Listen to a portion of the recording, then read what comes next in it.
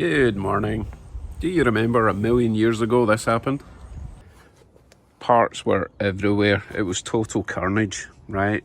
Which is fine. You expect if a spring comes off or whatever, it's going to mangle some stuff. But then on closer inspection, I noticed this, which appears to be part of a small bolt welded to the shoe.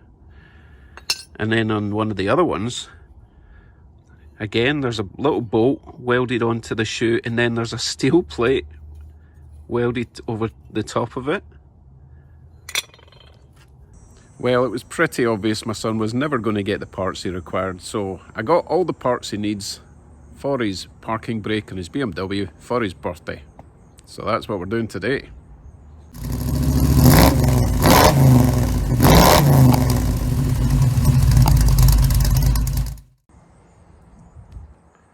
This is my son's BMW 328i.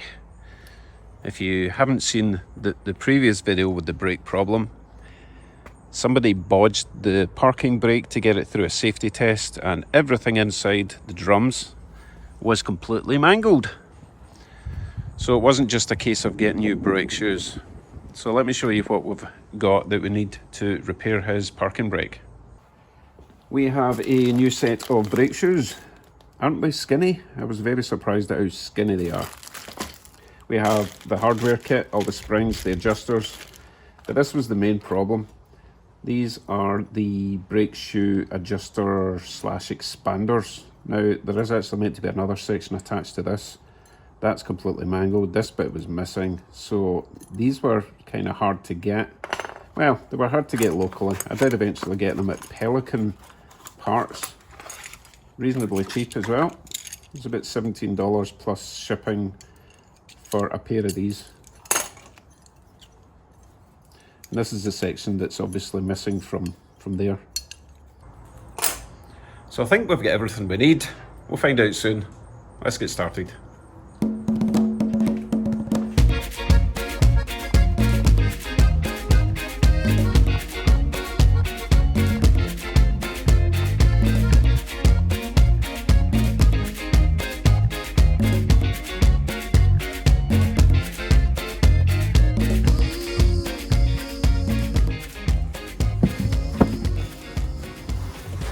Right, let's see what's involved with getting everything off and out the way so we can replace these brake shoes. Obviously we need to remove this brake disc, which also means we need to remove this brake caliper. So we're going to have the usual slidey bolts, top and bottom there, and then another two larger bolts to remove the carrier. Rotor or disc itself is one little holding bolt. It's a sort of Allen key in there. The amount of times of people hammering these discs off without realising there's a little retaining bolt there. So let's get that out the way. Remember to grab some form of holding device, cord, clamp, whatever. You don't want your brake caliper swinging on the brake pipe. Right, dust caps. These are just to keep all the dirt and grime away from your slidey bolts. Caliper sliding bolt things, I don't know what they're called, but you really want to retain these. So you've got one of these and at the top, one at the bottom. They're out the way. Next we'll be removing these sliding bolts. Now ideally you want to use an Allen bolt on a socket so you can use a ratchet. I don't have one, so that Allen key will do just nice. It'll take a bit longer, but we'll get there. Before I do that, however, I'm just going to compress the piston back a bit so that when I get these out, the whole caliper will just slide out. All I'm going to do is force one of the brake pads against the piston itself, and you'll see it moving back in. If I can get access somewhere. I don't want to ruin my perfectly good brake pads. Let's get this clip out the way while we're here actually.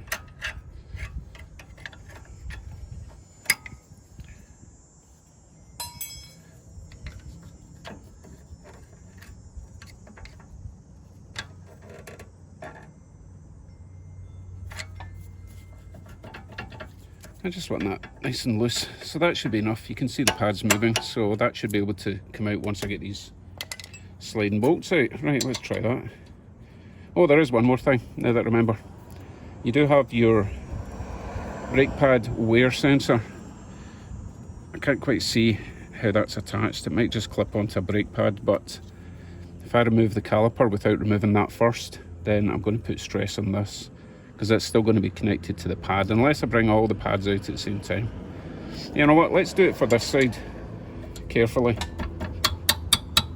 so that I can see how it's attached, and then do it properly on the other side. Okay, you can see this will take a while, so I'll be back once these are out.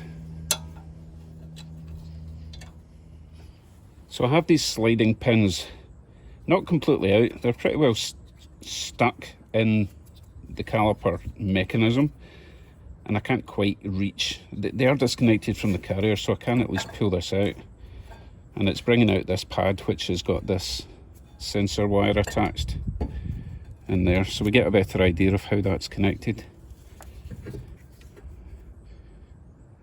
Ah, right, okay. You know what, I think I'll just leave that in. It looks like it, I don't know if you can see. Cable comes in there and it looks like it pushes into the edge of the pad, but that seems to be quite happy in there. This pad does have a clip holding it into the caliper, so I'm just going to leave it all as is. That pad is perfectly fine. So let's just put this out the way, somewhere safe. Just use one of these bungee cords to hold it in place. Really don't want to be doing brake pipes today. Okay, so now we can remove this caliper carrier. So for the carrier there are two, and I believe they are 16mm bolts.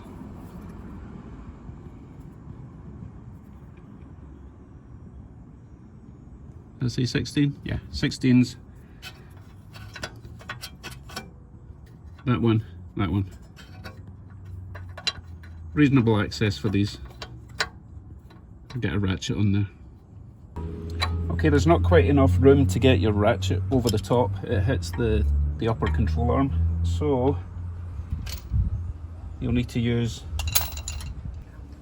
a longer 16. Or you can use a tiny little extension. That should do the job. Just to clear that knuckle from the upper control arm. Hopefully that'll work now. Yeah.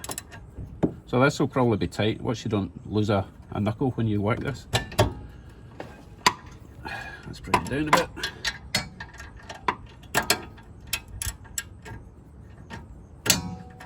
Ah, not too bad.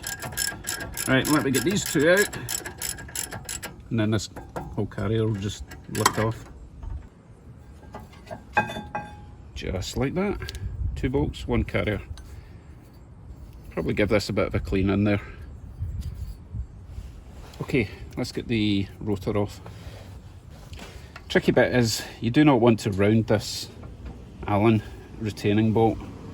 Oh, luckily I had this off not too long ago, so I didn't over tighten it to put it back on. Sometimes you have to whack this rotor to get it off, but we're all good. As you can see, there is nothing on the inside because, as I say, it was all mangled before. So I just removed it all so that my son still had brakes in his car. Okay, what I need to do now is do exactly the same on the other side so that I know where everything's supposed to go. I can't even see where the parking brake cable is. I must have taken that out just so that it wasn't in the way. Oh no, there it's down there. Doing. Okay, other side. See you in a minute. Let's see what delights we have hiding behind door number 2. Now I can't actually remember if I removed this brake disc when I was trying to fix his brakes before. I'm guessing by the fact that that's rock solid, then probably not. So let me grab a rubber mallet, try and get this off. And if the rubber mallet doesn't work, then I will be attempting to use this.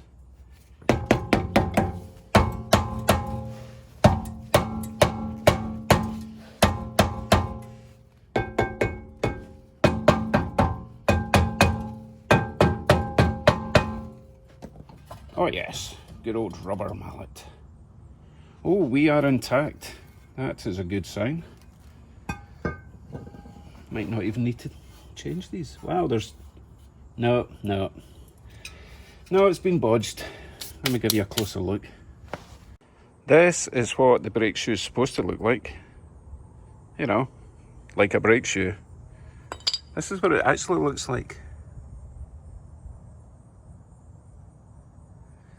So it looks like they have welded on a different type of brake shoe over the original brake shoe, but they had to increase the diameter by inserting a little bolt, which is welded on to either that side or that side.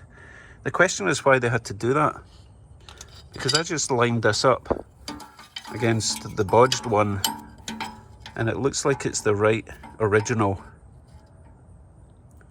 diameter, the original shoe. Why would it have to be that much thicker? Mystery. Let's take it apart and find out.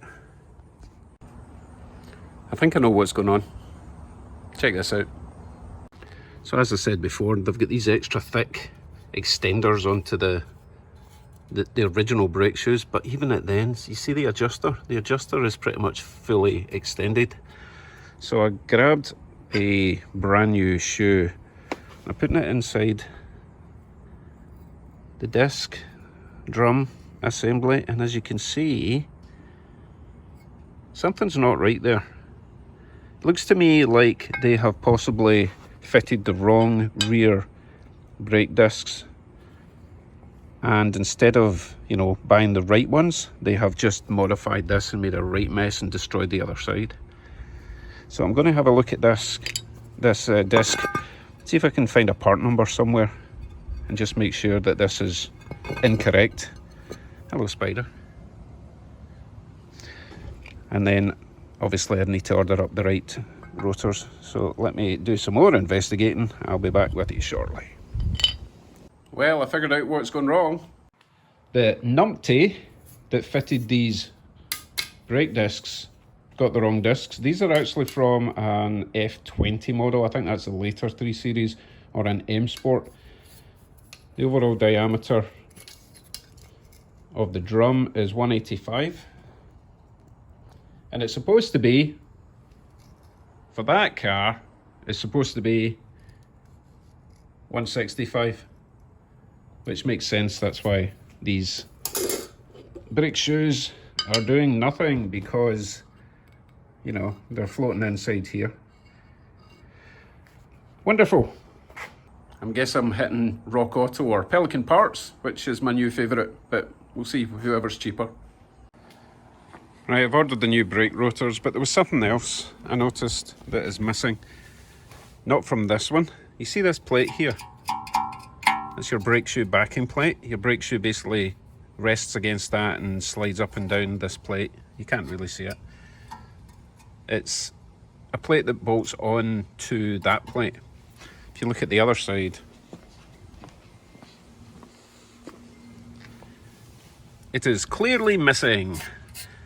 I think it got mangled during the disaster that was the previous owner's fitting bodge job. So that was actually quite hard to get that plate. I've had to order that, and that's going to be a week. So I guess we are putting it all back together for now. Well, that was a bit of a non-video. Join me in a week for the conclusion to this little adventure. Meanwhile, I've got a whole garage to tidy. Take care, everyone. I'm going to wash this car. It's the least I can do.